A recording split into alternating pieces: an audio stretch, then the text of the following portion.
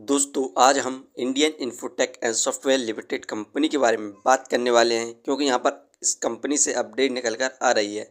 और साथ में इस कंपनी ने जो अपना Q4 रिजल्ट अनाउंस किया उसकी परफॉर्मेंस के साथ साथ इस कंपनी को हम फाइनेंशियली और फंडामेंटली भी देखेंगे।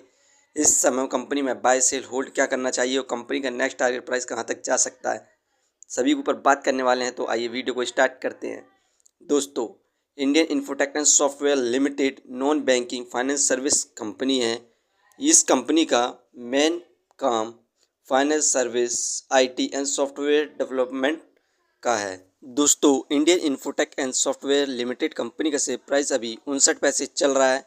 आज के दिन इस कंपनी में हमें 1.72% के रिटर्न्स देखने को मिल रहे हैं, जो कि पॉजिटिव रिटर्न्स हैं।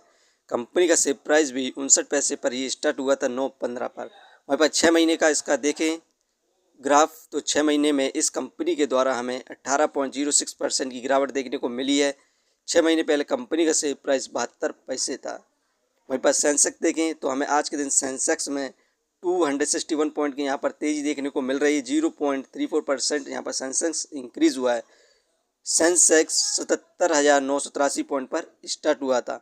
यही कारण है कि आज के दिन हमें इस कंपनी में यहाँ पर पॉजिटिव ट्रेड देखने को मिल रही है। इस कंपनी से जितनी भी अपडेट निकल कर आ रही हैं उन सभी को हम देखें तो यहाँ पर इस कंपनी ने जो अपना Q4 रिजल्ट अनाउंस किया, इसकी परफॉर्मेंस तो नेट लॉस हुआ है इस क्वार्टर 3.26 करोड़ का, जबकि पिछले साल इस कंपनी का नेट लॉस 5.57 करोड़ था। नेट सेल में हमें इंक्रीमेंट देखने को मिला 773.97% का। इस समय नेट सेल 35.92 करोड़ हुई है।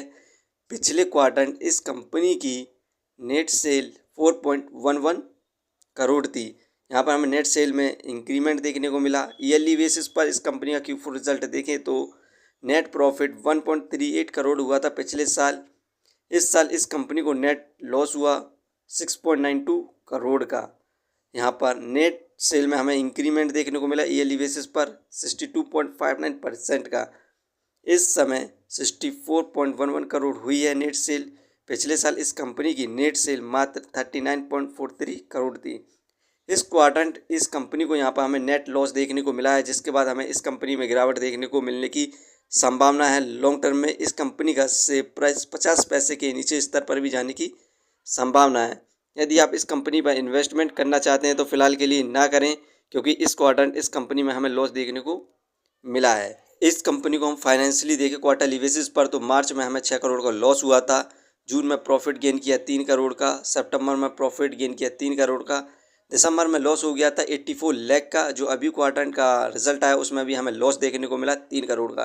यहाँ पर क्वार्टरली बेसिस पर इस कंपनी का लॉस इंक्रीज होता जा रहा है, तो हमें गिरावट देखने को मिलने की संभावना है। फंडामेंटली बात करें तो मार्केट कैपिटलाइजेशन 105 करोड़ एक पेनी स्टॉक से, इस हिसाब से इसकी मार्केट कैप फिलहाल के लिए ठीक है।